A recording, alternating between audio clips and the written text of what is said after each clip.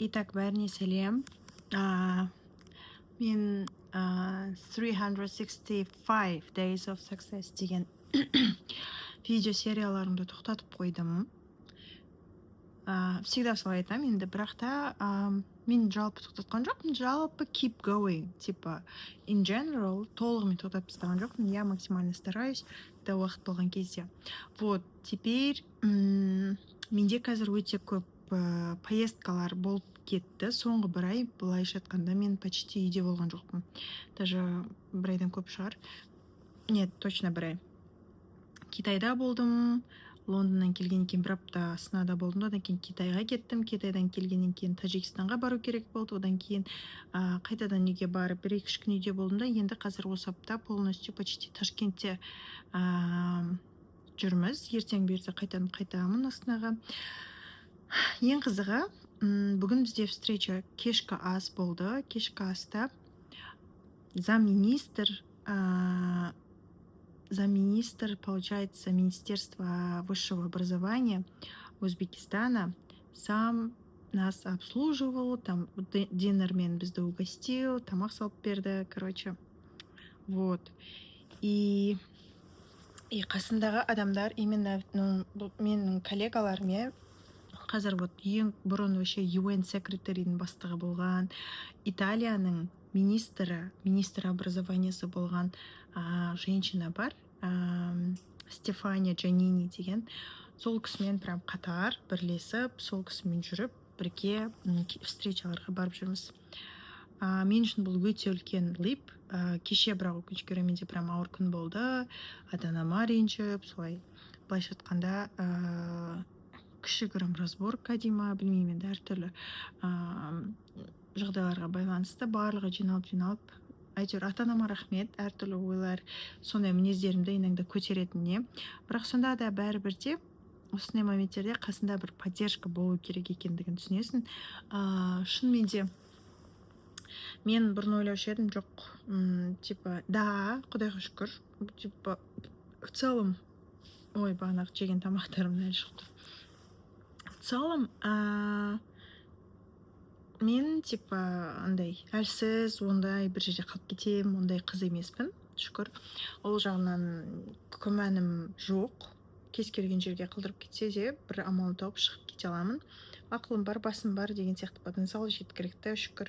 Бірақ та бәрібірде қыз болғаннан кейін эмоционально, потом не всегда оңай. Сосын осы уақытқа дейін мен уже жалғыз жүріп тұрып, жалғыз өзімді сүйреп тартып үйреніп қалғандықтан, иногда прям хочется просто расслабиться и ни о чем не думать.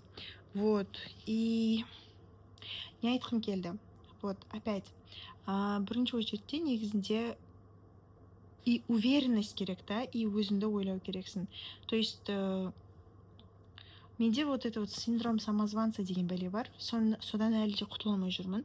Ол мен жұмыс барысында, процесс кезінде, в целом әртүрлі кейстарға байланысты өзінің бір негативті тұстарын көрсетіп жатады.